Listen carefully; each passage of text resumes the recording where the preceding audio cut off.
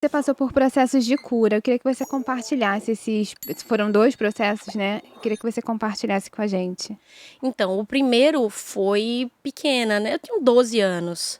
E aí eu comecei a sentir muita dor na garganta, e o tempo foi passando e a passagem fechou, as amígdalas incharam muito e eu não conseguia comer, não conseguia tomar água, não conseguia falar, não emitia som. E aí eu fui para o hospital, emergência, né, hospital público, emergência, cheguei lá, o médico olhou e disse, não, isso aqui é uma virose. Aí aplicaram 2 injeções. Eu tive alergia a uma das. E aí eu voltei para casa e o processo da alergia não foi automático.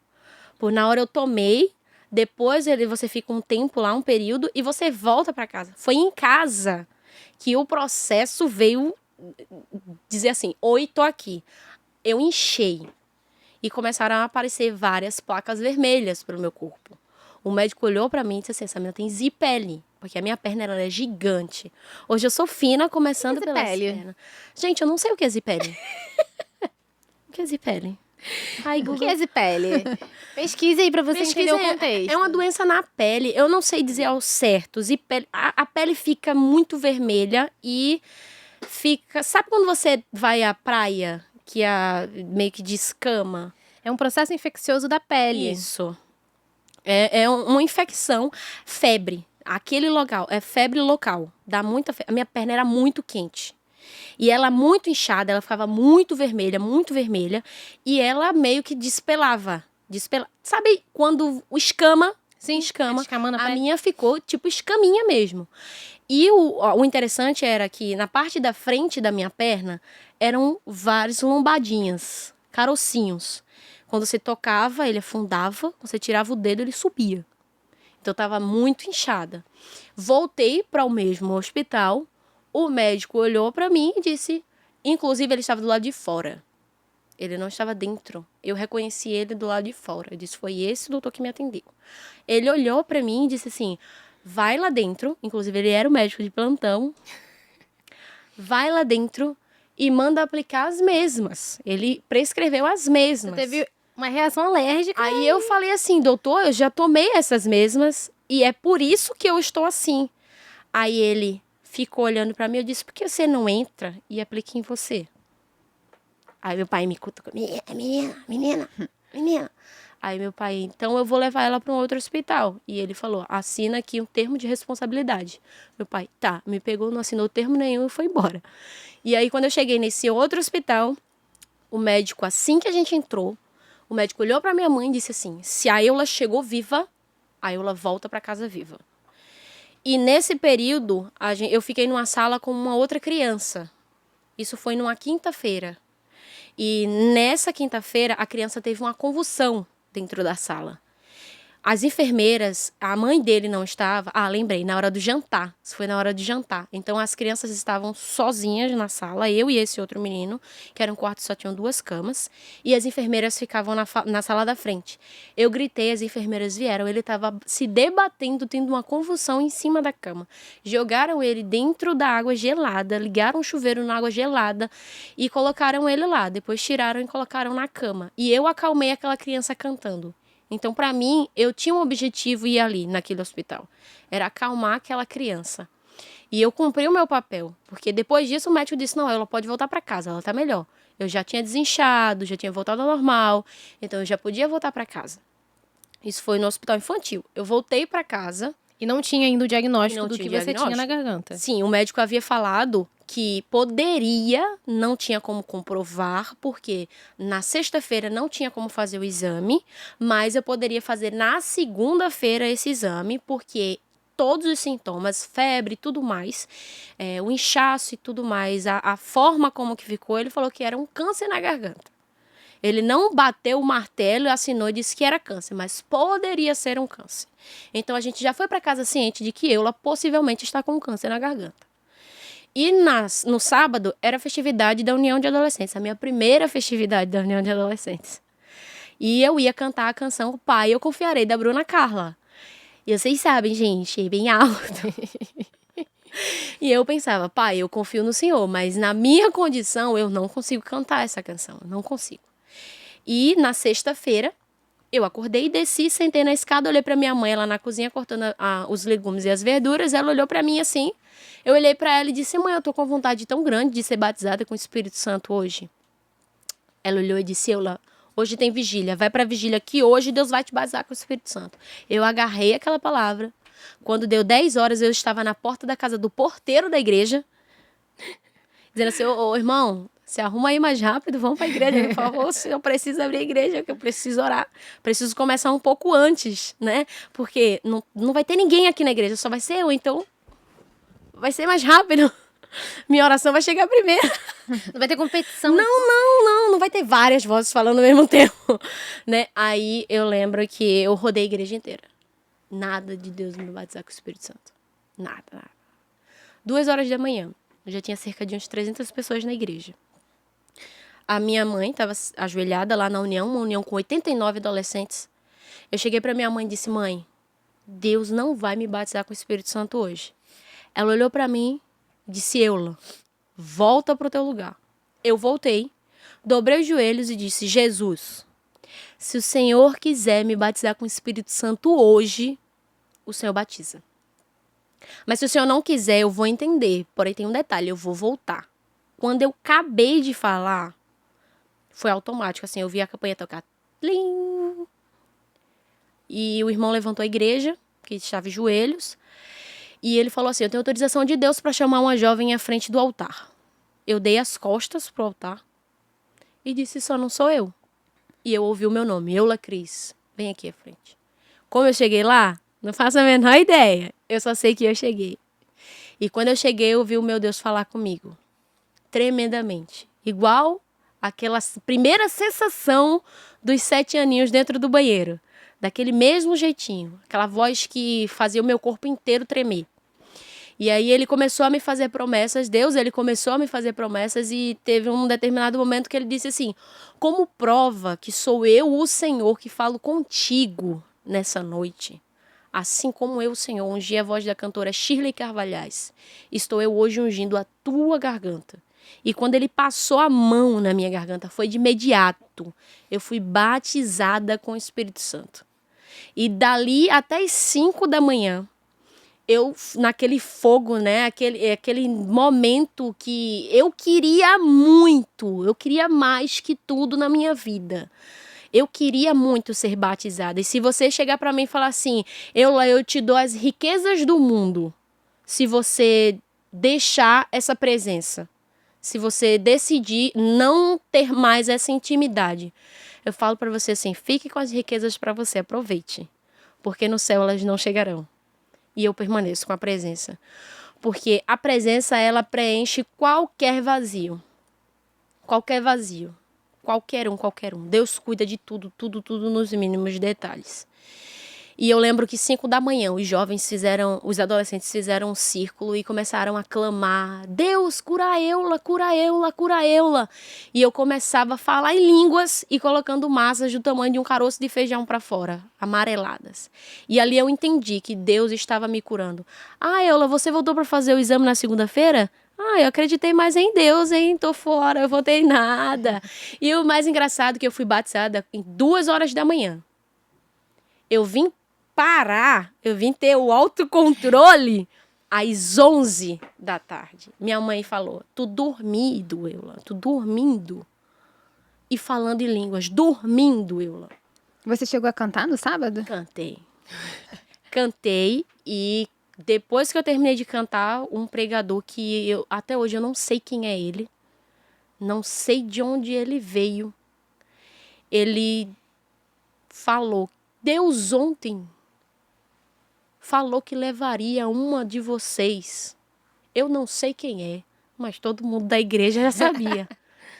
E ali: vocês vão sentir saudade dessa menina. Vocês vão sentir saudade. Vocês só vão ouvir falar, mas vão sentir saudade. Vão lembrar de quando ela estava aqui, vocês tinham a oportunidade de abraçar, mas não abraçaram.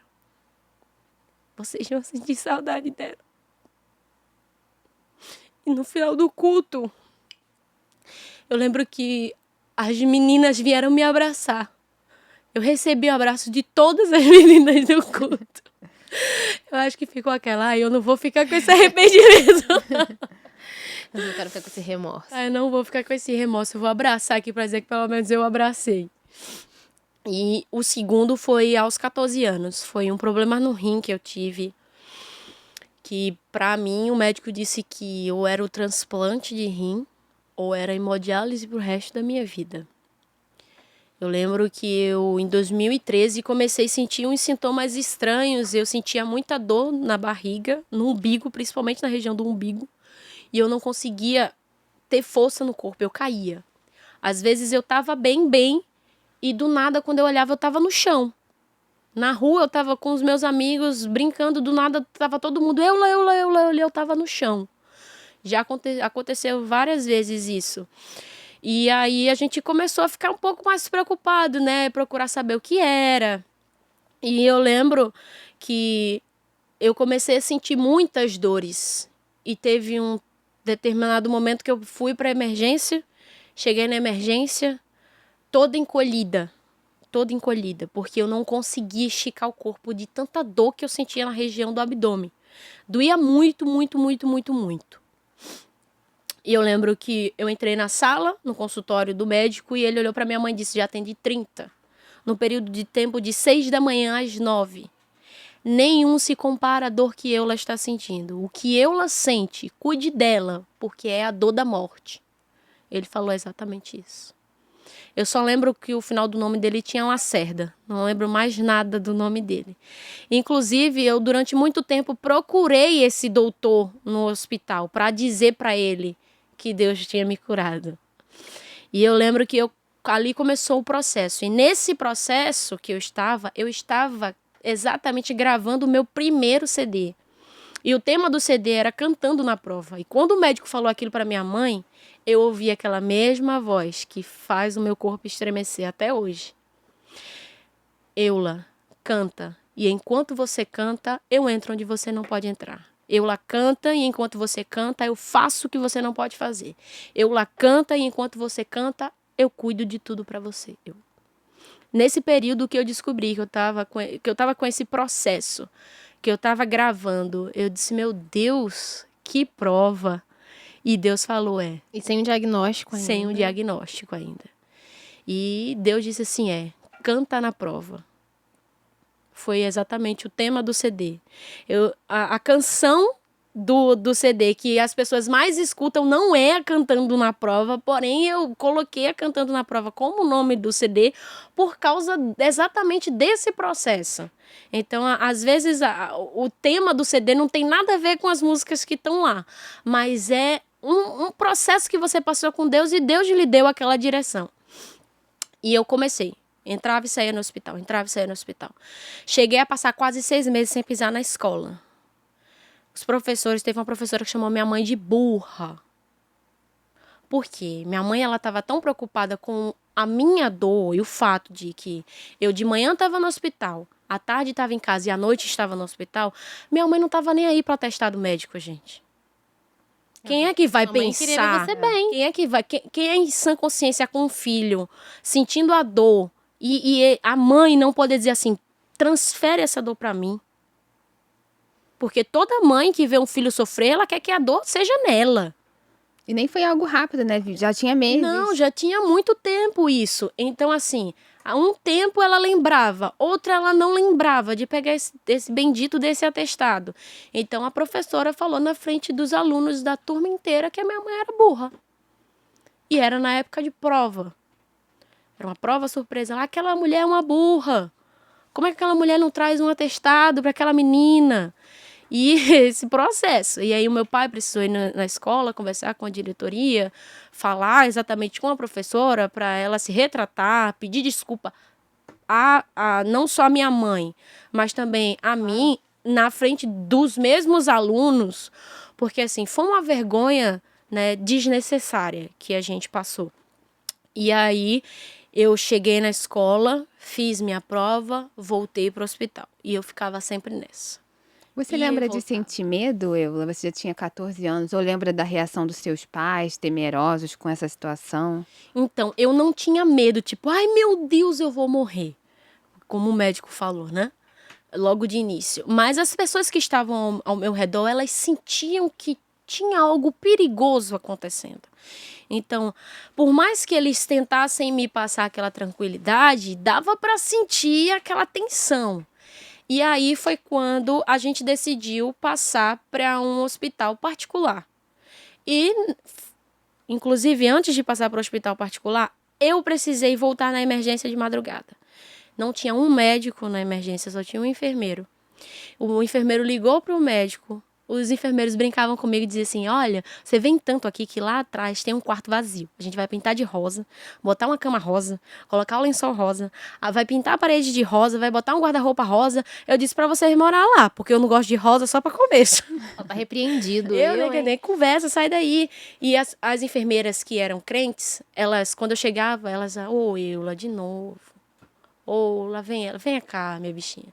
Eu já não aguentava mais levar injeção. Tanto é que chegou uma fase que o meu sangue, eu precisei fazer exame de sangue e deu 90% de dipirona no meu sangue. Porque era Tramol e Voltaren, Tramol e Voltaren. E lá tinha o costume de te dar muita dipirona. Tudo era dipirona, qualquer coisa dipirona. Nesse hospital que eu ia. Se mudou hoje, eu não sei não, mas... E quando que chegou o diagnóstico final? Foi quando eu mudei para um hospital particular. Eu fiz o exame e o médico falou assim, olha, estava fazendo ultrassom e falou, olha, todos os órgãos dentro dessa menina são grandes, ela já está toda formadinha. Ele brincou assim. Só que depois eu vi ele mudar de cor. Ele ficou meio assim, mexe no mesmo lugar. E ele falou, tem um problema aqui. Tem um rim maior que o outro. Tem um rim que está maior que o outro. Aí a gente fez uma outra ultrassom. Quando a gente fez a outra ultrassom, num outro momento, o rim já estava maior do que estava da última vez que tinha feito. Então ele falou, tem algum problema com seu rim esquerdo. Aí começou a fazer os exames para saber o que estava acontecendo. Descobri que foi uma infecção urinária que eu tive, sem sintoma, que generalizou e alcançou o rim. E aí o rim não estava drenando direito, ele estava parando. Ele falou assim, olha, Meu Deus. o rim, vamos dizer que o seu rim está com problema de rim crescido. Foi o que ele falou. Rim crescido. Para explicar. Um rim é desse tamanho e o outro está exatamente assim. E ele está crescendo a cada momento. Então, você vai precisar, possivelmente, de um transplante. Ou você vai precisar ir para hemodiálise. Aí eu olhei para ele, eu disse, isso por causa de uma infecção. Seu rim não está querendo drenar, ele está travando, voltando. O sangue muito grosso. Não tem como, foi o que ele falou. E aí começou o tratamento. Cada vez que eu chegava no hospital que tinha a van da hemodiálise... Você precisou fazer hemodiálise? Não. Eu só precisei fazer um tratamento que ele disse, antes de fazer hemodiálise, a gente vai fazer um tratamento para ver a questão se ele volta a funcionar.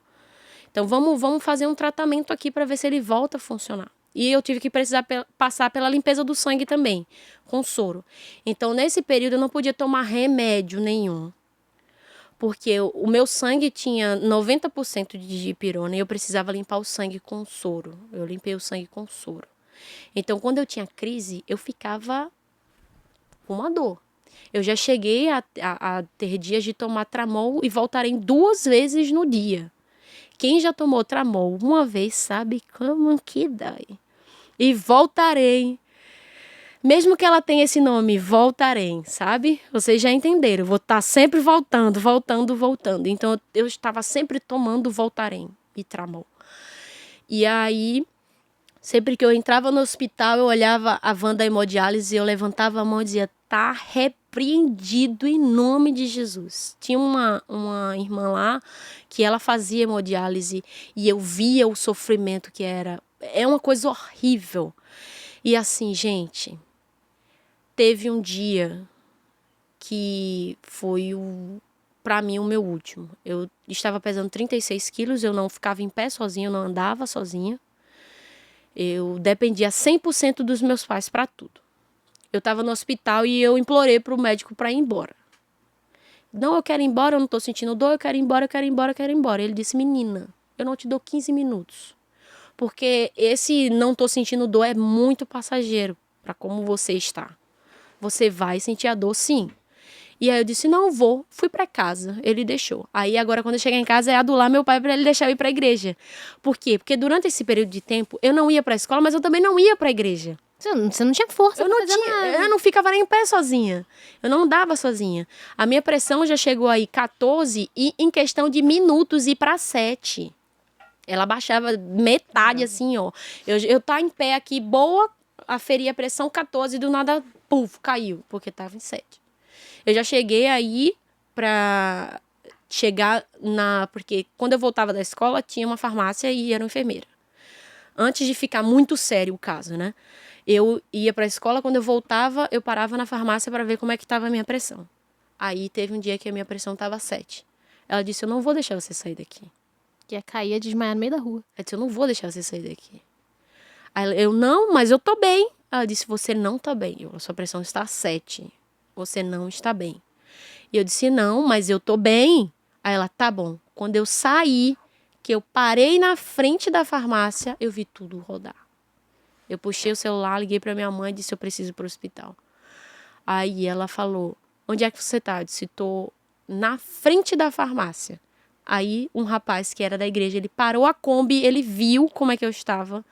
E por incrível que pareça, meu pai estava chegando naquele mesmo horário, porque o horário que a gente largava da escola era o horário que meu pai voltava para casa para almoçar e depois voltar a trabalhar. Ele entrou comigo na Kombi, ele me levou pro hospital e eu fiquei no hospital. Fiquei lá no hospital. Aí depois disso, eu pedi pro médico para ele deixar, ele foi e deixou, eu fui para casa e adulando o meu pai para me deixar ir para a igreja, porque era o último ensaio do pré-congresso jovem. E eu fui. Quando eu cheguei no pré-congresso, no ensaio, uns 20 minutos que meu pai chegou em casa, eu cheguei atrás. Com dor. Muita dor. Dor que meu corpo tremia. Eu fui levada para casa, 2 amigos segurando meus braços. Porque eu não conseguia ficar em pé. Eu não sentia minhas pernas, eu não sentia o meu corpo. E a dor, ela me comprimia de uma forma muito grande. Detalhe que eu estava pesando 36 quilos e mostrando o rim pelas costas. Tava muito, muito, muito inchado. Eu cheguei em casa, minha mãe estava com uma vizinha. Quando a vizinha me viu na porta, que minha mãe me viu, a minha mãe colocou a mão na cabeça e ela sentiu exatamente o que eu senti. Ela caiu no chão. A minha vizinha saiu, foi para casa dela, que ela entendeu que aquela situação ali não dava para ficar.